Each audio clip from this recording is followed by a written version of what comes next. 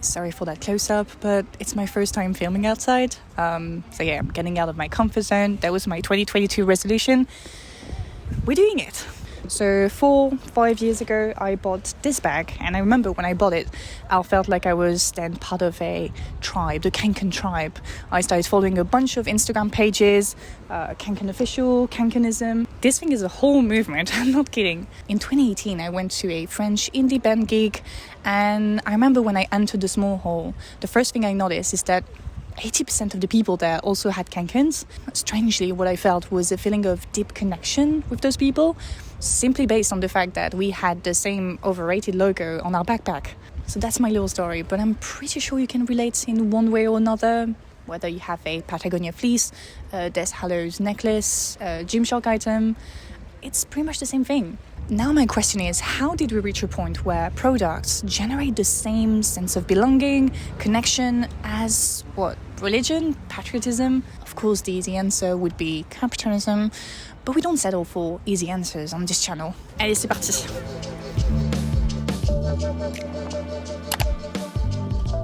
Many weeks ago I shared this picture on my Instagram page. It's an ad from Apple in the 1990s, I think it's 1996, and it shows on the one hand a Windows user and on the other hand an Apple user.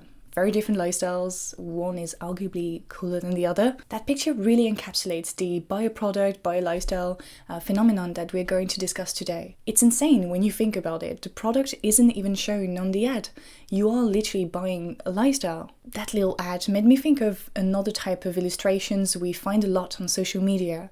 The aesthetic starter pack memes, the dark academia starter pack, that girl starter pack, the e-girl, the tech bro. There are so many options, and what is interesting, at least for me, is the incentive to tick all the boxes. Those starter pack things kind of generate the same appeal as personality quizzes.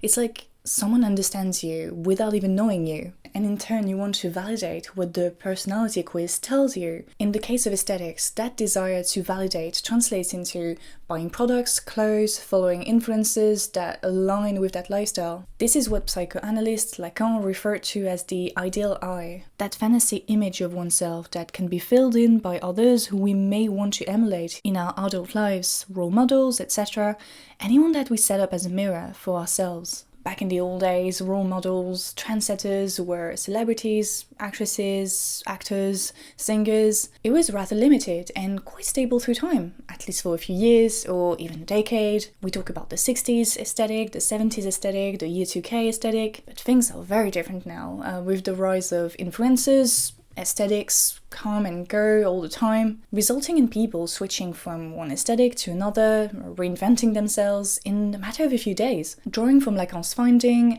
John Appiati, the founder of BuzzFeed, who, yes, used to write anti-capitalist essays, interesting turn of events, isn't it? Argued that the increasingly rapid rate at which images are distributed and consumed in late capitalism necessitates a corresponding increase in the rate that individuals assume and shed identities. The advertisement industry heavily relies on what Peretti calls the weak ego formation in order to make profit. They encourage consumption or even hyperconsumption by facilitating the identification process, by partnering with influencers, celebrities that you trust, by using a specific language centered around you, how special and cool you are, or more specifically your ideal I is. From what I've said, it seems that in the search of our true self, our true personality, we'll always fall prey to evil capitalism and overconsumption. Yet we've seen it multiple times. When something goes a bit too far, people will usually react in the form of a counter-movement. I made an entire video on the tiny house movement as a response to expensive housing markets or lifestyles, while overconsumption and weak ego formation led to the rise of its own well-known counter-movement,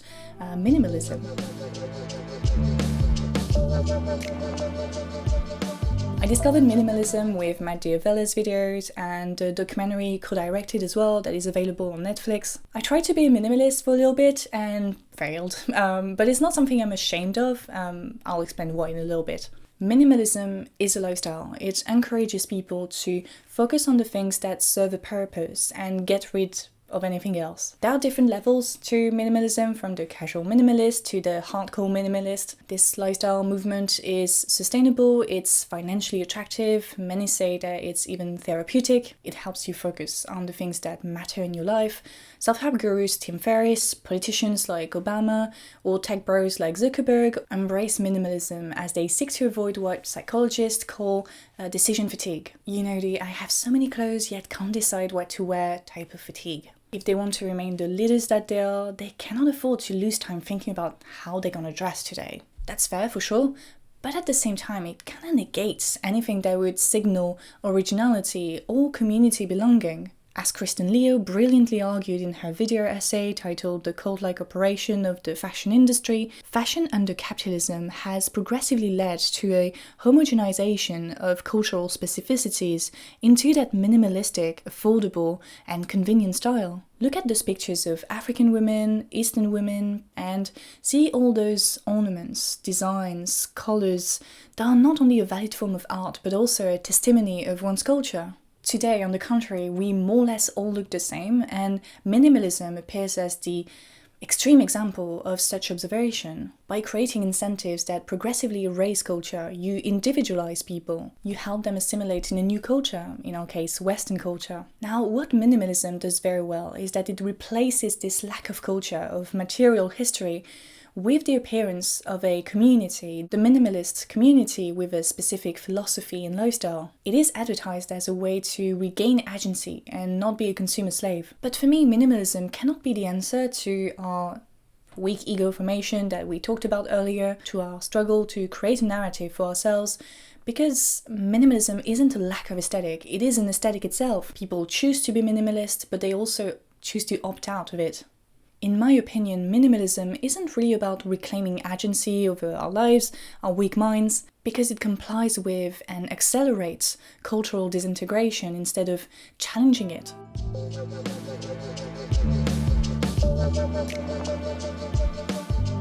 In high school, I specialized in science, so biology, math, physics. But in France, you not only have to work harder on the subjects you specialized in, you also have to work on a bunch of other subjects in order to graduate. And one of those subjects was philosophy, and one of the topics of those philosophy classes was the subject, the unified subject. 17-year-old me probably wasn't expecting that I would be making a YouTube video talking about the subject, the ego, but here we are. In those classes, we learned that Descartes popularized the idea of a consistent and stable subject. Think about it as a little impenetrable bubble that your body carries through life. The body is nothing more than a carrier. It's disconnected from the subject so that the subject isn't corrupted by the outside world life experiences. In a way, when minimalists argue that they want to go back to the essential, go back to their deeper self, well, it kind of echoes this idea of the unified subject, unchanged subject that needs to be preserved. But that goes against what we've been arguing here, doesn't it? If the subject remains unchanged, then where does the urge to reinvent ourselves, to try out new aesthetics, to try out new lifestyles come from? Well, let's look at it that way. The beginning of the industrial era also triggered huge cultural transformations. Young people left their families to find work in emerging industrialized cities. What happened to a micro level also spread to a macro level, with individuals migrating from one country to another, progressively giving away their customs, culture, traditions, so what we thought constituted the unified subject. Religion also went from structuring people's lives to being one aspect of people's lives to now disappearing from people's lives. On every single level, individuals lost what used to give them a sense of stability, unity. And so it makes total sense that we want to find that stability and sense of belonging by other means. So aesthetics, brand codes, personality quizzes. As a result, customs and cultures become something that we celebrate every now and then. Or even worse than that, they become a product of their own.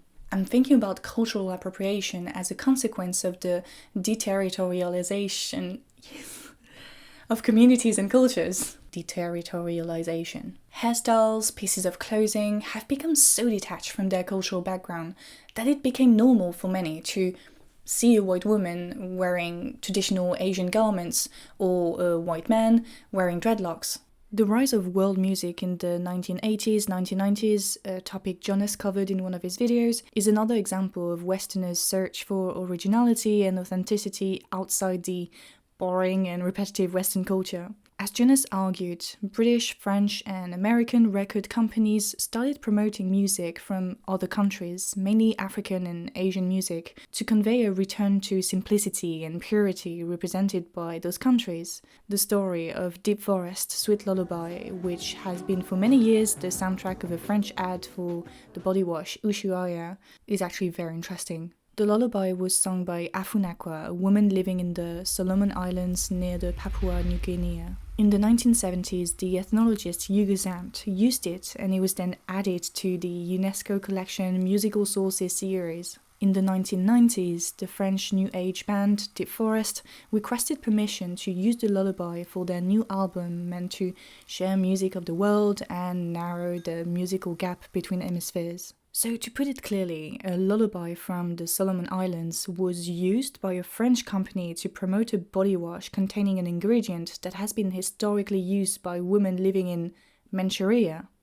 Interesting. I'm not sure I have to tell you that the original lullaby was completely appropriated as they refused to share the loyalties with the Begu people, and the song was later used in other ads. We are progressively moving towards one homogenized culture that really struggles to reinvent itself. We recycle trends, we market individuality whilst fitting conformism. We tell ourselves that we as a society are progressing. Every new iPhone or SpaceX project is a proof that this must be right. But are we really progressing?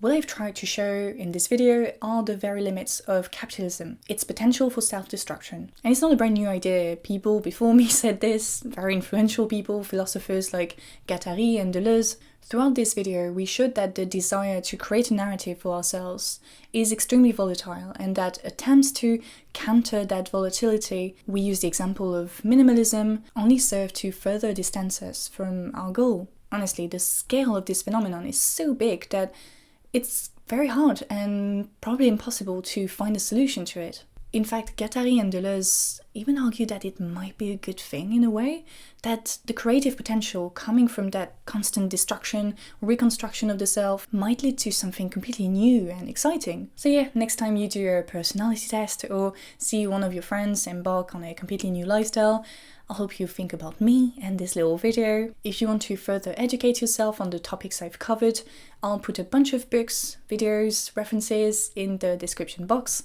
so you can check that out. Jonas' video on capitalism and cultural disintegration made the theoretical foundation of this video, so thank you to him for producing such high quality content. Highly recommend his channel. Don't forget to leave a like, to subscribe, if it's not done already.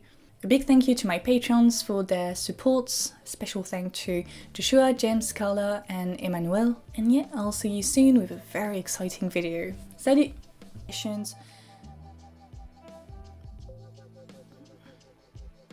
So what constituted